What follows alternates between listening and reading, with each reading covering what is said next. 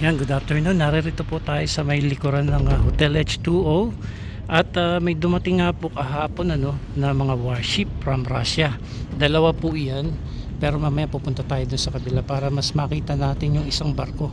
Ito yung mga mga allied ng na o kakampi ng ating bansa itong Russia.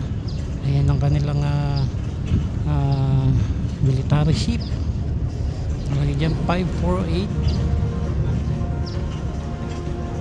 May nakikita rin tayong mga flag ng Pilipinas. Ayan.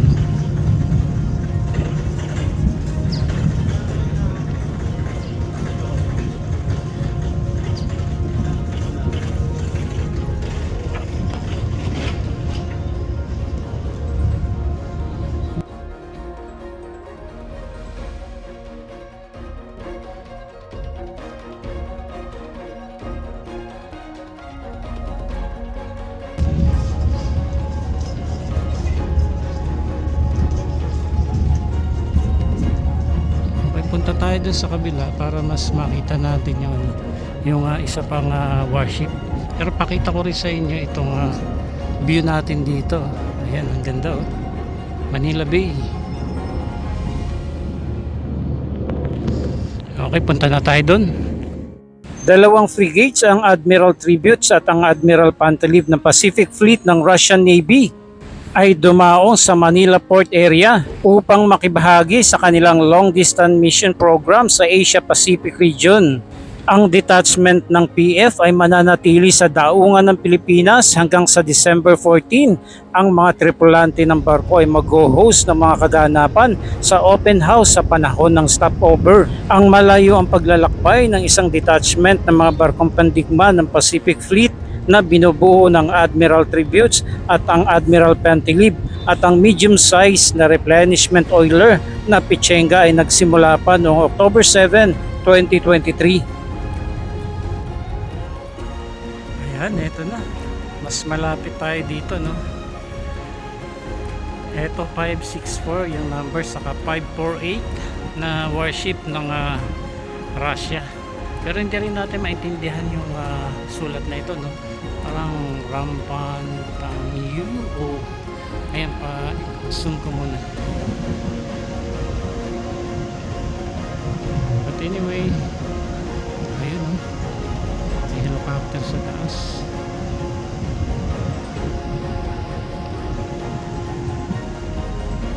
Ito mga sumusupport ito sa ating bansa, Nausap pa yung nila.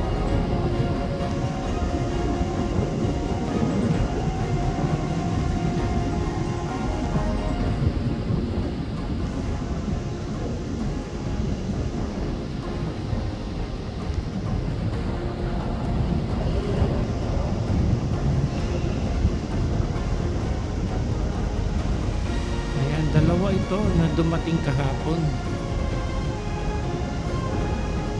Mga gray ship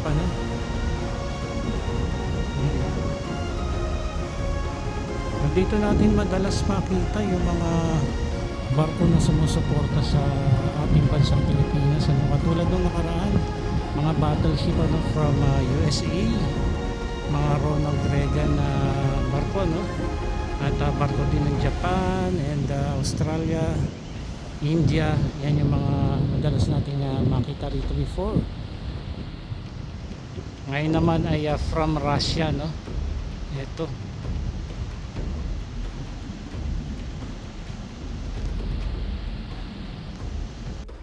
Ayan, move ko muna tong ating camera. Dito rin marami pa rin tayo nakikita mga barko dyan. Ayan, tapos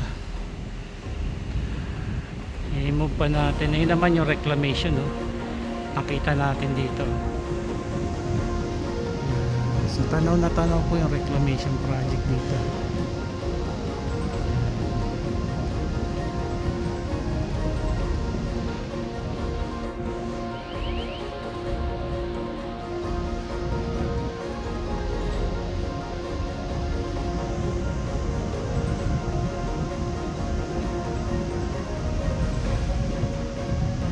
Paliwanagin natin konti.